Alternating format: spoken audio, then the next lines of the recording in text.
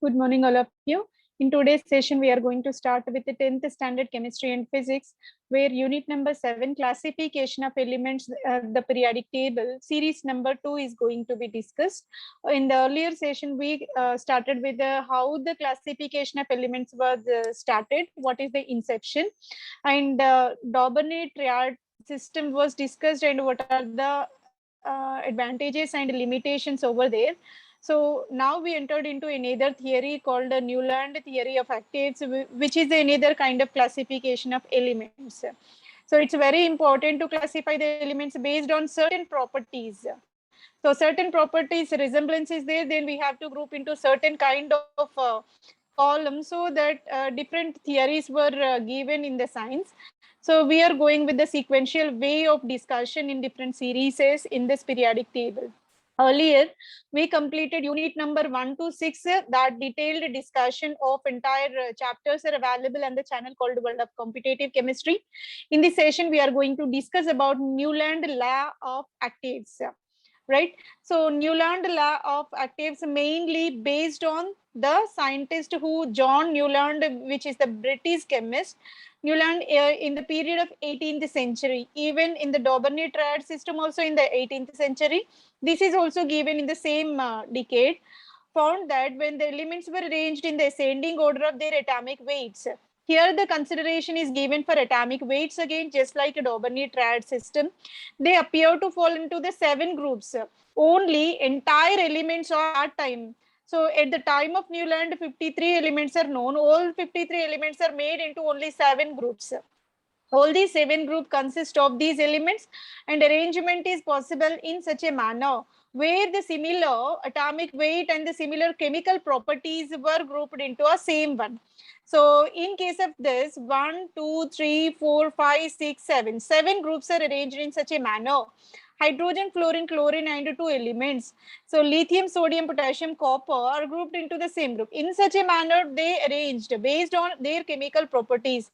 Resemblance of chemical properties taken into the criteria, and they made into 7 categories. Based on these observations, Newland gave the law of octaves. Why it is called law of octave means, just like musical notations like sare gama pada ni, again sa will be repeated in the similar manner. Elements will be repeated with their periodical similarity in the properties. Every 8th element is going to be repeated in such a manner how musical notes are going to be repeated. That is called the Newland law of octaves. 8th element is going to be defeated. 8th element is going to be repeated. Right. The law of octave states that when the elements are arranged in ascending order of their atomic weights, here again consideration in terms of atomic weights were given and fall into the pattern how the regularity is repeated for every 8th element. 8th element is going to be started and going to be resemble with the first element whichever present in that group. In such a manner, 7 groups are present. Each group elements are having equal kind of properties. Element with the similar chemical properties are to be present in the horizontal row. So here, horizontal row, vertical denotes a group and horizontal denotes the period, right? So here similar chemical properties are given in the similar kind of group here. And this is the table which is given by the Newland law of octaves. Hydrogen, lithium, G is given. This is the actual element, will not be present now in the modern periodic table. BO is also not there. Carbon, nitrogen, oxygen, fluorine, sodium, magnesium, aluminum, silicon, phosphorus, sulfur, chlorine, potassium, calcium, chromium, titanium, manganese, iron, cobalt, nickel, copper, zinc, yttrium, indium, arsenic, and selenium, bromium, rubidium, strontium, selenium, lanthanum, zirconium, dysprosium, molybdenum. Here RO is also not there. This is ruthenium, palladium, silver, cadmium. This is uranium, tin, strontium, tellurium, iodine, cesium, barium, vanadium, tantalum, tungsten, niobium, aurum, platinum, iridium, osmium, mercury, thallium, lead, bismuth, and thorium. These are the elements known at the time of Newland in the period of 1866. That's the reason why he grouped into 7 groups, and each group consists of the elements having resemblance in their chemical properties according to their ascending atomic weights. Atomic weights will be considered at this time for the classification, and not even a single element. In some groups, in some columns, they incorporated more than one element as well, right? So even you can find 2 or 3 elements in the single one. So in that manner, this entire periodic table, short form of periodic table, was given by this Newland law of active, which purely based on the musical notations. And Newland first to assign the atomic number. This is a new concept which is given in this modern periodic table. Pure modern periodic table based on these atomic numbers only. So he laid the foundation for this atomic number concept. So actually he framed all the table based on atomic weights only, but he gave the assumption for this atomic number concept. This is a new concept introduced in the periodic table on the periodic classification pattern. Unfortunately, he was not noticed. His work was not noticed by his seniors, and even he submitted or reciprocated his work to the Journal of Chemical Society and rejected his publication. In Newland table, elements are started with the hydrogen. The very first element in this will be the hydrogen, and even in the new periodic table also having hydrogen as a starting element. That is a kind of resemblance with these Newland today's modern periodic table. In Newland table of elements, if we start with the hydrogen and move on to the oxygen, then start the top of the 8th element from the hydrogen to fluorine. Next 8th element is the chlorine, and so on. Here, hydrogen to fluorine will be the next element, and followed by chlorine will be the next element. In this way, he arranged 7 elements. So difference will be there from one element to another. So here, repetition, that means periodicity is observed for every 8th element. The difference will be 7 among all the given elements, right? So in that manner, he arranged all the elements, and the properties of hydrogen, fluorine, chlorine are similar in nature. Though all these arranged in the same period, you can say all are having some extent of resemblance. So earlier in the new modern periodic table, all these are arranged in a group rather than a period. He arranged all these elements in a period, horizontal manner, but in the new periodic table, all these arranged in the vertical manner. But he gave the resemblance or the connection between all these elements in terms of their properties. That is the kind of system we have to appreciate for this kind of classification. And the new concept called atomic number was given. So when you assume atomic number is purely how many protons present in the central nucleons.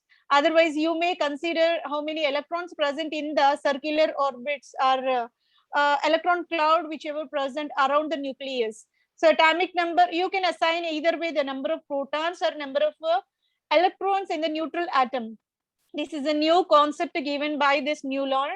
Further, this modern periodic table purely based on this atomic number concept only, which is framed by Moseley. Right. So Newland, according to Newland concept, similarly, if you start with the lithium, the 8th element will be sodium. So always he considered a similar chemical property elements in a horizontal manner. Lithium to sodium, again you will have a 8 difference. So that here periodicity, that means a repetition of properties will be there, just like a musical notations. So in this manner, he arranged all the elements. Here 8th element will be sodium, the next coming 8th element will be potassium, and so on. These elements show the similar physical as well as chemical properties. The resemblances occurred in physical as well as chemical properties both. Okay, so here Indian musical notations are represented as sari, gama, pa, da, ni, sa. Again, this is a repetition of 8th word. So that will be resemblance with the first one. First or 8th or first, both are reciprocal. And even Western kind also here 8th notation will be repeated in their musical system. So in the same manner, the Newland law of octaves are purely based on these musical notations. So here hydrogen, the repetition of properties will be possible with the fluorine, and the lithium repetition with the sodium, and the sodium with the potassium, potassium with the copper, copper with the rubidium. So in this manner, such a kind of repetition is observed for every eighth element, just like these musical notations, right? So here, Newland law of actives. Do you know why Newland proposed the law of actives, and explain your answer in terms of a modern structure of atom? So can you apply this law of octaves to our new modern periodic table, and whatever elements present in the periodic table? Is it possible?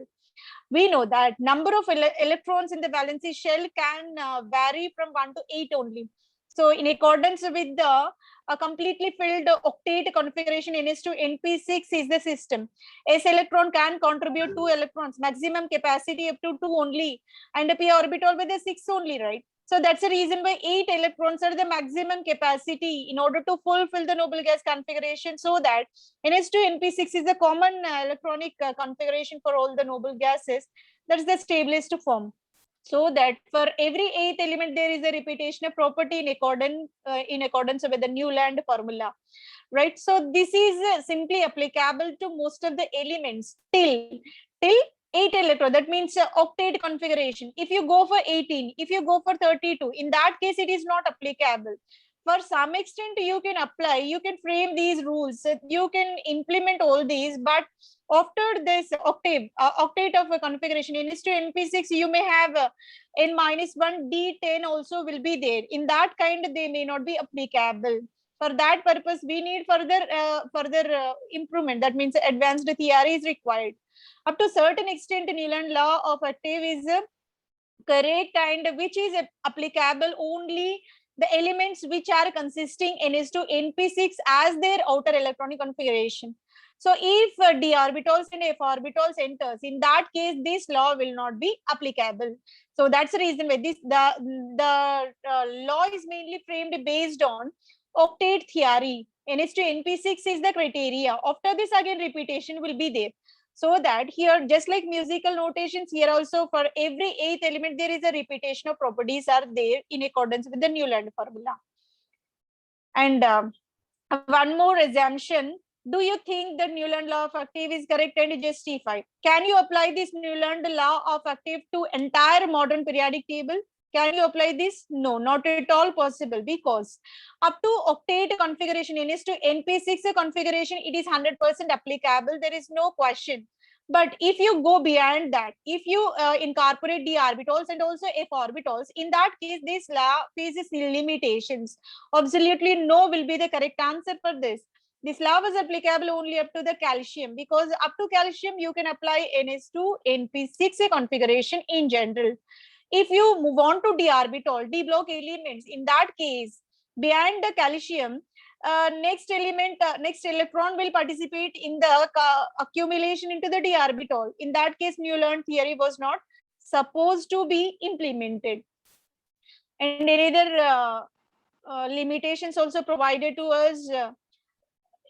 This is the continuation to the question: do you think Newland law of octaves correct or justified? So justification is provided here. I collected this data from Brainly. Thank you for your information.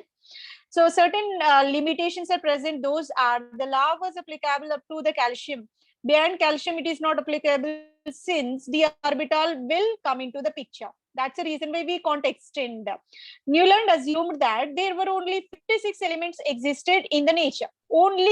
Only the possibility will be 56 elements, though there is no further increasing the number. He felt it is the constant value. No further element will be added. So 56 is the maximum limit of elements in the universe. So no more elements would be discovered in the future. There is no assumption for future invention of the elements. But later, several new elements were added and the expansion of periodic table was done. Till now, we know 115 elements are present in the periodic table. So in that case, law of octaves not at all preferable, because for those elements, there is no question of incorporation into the periodic table. One more drawback is that, order to fit the element into his table, Newland adjusted two or more than two elements also into a single slot. In the single box, one or two elements may accommodate it. That is not correct kind of regulation in accordance with the guidelines and the regulations of periodic properties or periodic classification. He kept two elements or more than two elements. If you saw the entire periodic table here, you can see cobalt, nickel, and then the same column, and even platinum, iridium are in the same column. Cerium, lanthanum also, barium, vanadium, dysprosium, molybdenum, RO, this element is not at all present, and ruthenium. These elements kept in the single column, which is not at all applicable to the periodic laws, right? Example, cobalt and nickel are in the same slot. These are placed in the same column, and fluorine, chlorine, bromine, which have a very different properties than the elements. Iron, with its resemblance of cobalt and nickel in the properties, has been placed far away from these elements. So if you consider this table, what happens? Cobalt and nickel kept in the same column, but these two elements are not having 100% resemblance. Both are not in the same group even. Their properties are entirely different. And moreover, cobalt and nickel having some extent resemblance with iron. But where is iron? Can you find iron? Iron is far away from this cobalt and nickel. There is no way of relation between these two. That's the reason why there is no sequential explanation for the properties in this entire periodic table. He assumed that these are only the elements, no further addition of elements to this periodic table. These are the fixed elements which are already present in the universe. That is extremely wrong. And moreover, two or more than two elements also present in a single column, they are not having exactly similar properties. That is also not exactly fulfilling the criteria of periodic laws. So these are the limitations, so that we can't apply this Newland law of active to the entire new modern periodic table. And one more question is, Newland table is not without problems. There are certain obstacles you can find in this table. And there are instances of two elements fitted into the same slot like cobalt and nickel. Just now we discussed about that one. For this, we got detailed explanation, which is collected from the platform called Topper. Thank you for your information. The given statement is true. We can't specify, or we can't extend this Newland table for the entire periodic table. The reason is Newland adjusted three elements in the same slot, but also put the same unlike metals in the same slot. For example, cobalt and nickel were in the same slot. These were placed in the same column as a fluorine and bromine, which have very different properties. Even they are having different properties, they kept together. And these elements, iron, which resembles with the cobalt and nickel, that is a far away from these elements. There is an ambiguity. There is an obstacle in explaining the properties in this kind of periodic table, so that this will be the obstacle in Newland law of actives. And one more obstacle will be certain elements totally dissimilar in their properties were fitted into the same group. So can you find cobalt, nickel, and platinum, iridium? So in this platinum, iridium in the same one, cobalt, nickel also in the same one, cerium, lanthanum also same one, but there is no resemblance in their properties. So this is ambiguity. This is a correction to be needed. And moreover, fluorine, chlorine, bromine, iodine. If you go with where all these fluorine, chlorine, bromine, iodine, these are said to be halogens, but not there is no regularity among the incorporation, so that this is not exact kind of location of all the elements in accordance with their properties. So this is not at all explaining all the properties and all the resemblance, all the groups which are having equal properties. So many drawbacks are present in this Newland. And moreover, Newland felt that only 56 elements are known, and those are all that's all for the entire discovery of the elements. And there is no more addition of new elements like these. So, but moreover, every time there is an expansion, researchers are working on this periodic table rigorously, and new elements are going to be added. Till now, we have a 1/15th element, and more elements also going to be added in future. That's the reason why this concept of Newland was another problem facing, that is new element addition will be the obstacle for this. And let's conclude for this Newland theory. Newland attempted to link the periodicity of the chemical properties of the elements, periodicity found in the music. Just by correlating with the music, how the musical notations are repeated. In the similar manner, chemical properties also repeated after certain intervals. The kind of correlation he was made, that is the main conclusion we have to draw from this. Musical scale, any note is a key is separated from the octave by the interval of 7. After 7th one, again 8th will be similar one. In the similar manner, he kept the elements in the regular periodical intervals. This must have made him to force all the elements into this active pattern, sometimes without caring similarities, whether they are resembling or not. Whatever the element coming in the 8th position, that was kept in the group. So they are in the together form, even though there is no resemblance 100%. That is another obstacle. So, but anyway, this is the kind of system which gave. So here also we have some advantages. What are the advantages? The concept of first element is hydrogen in the periodic table, which subsequently continued even for the new modern periodic table too.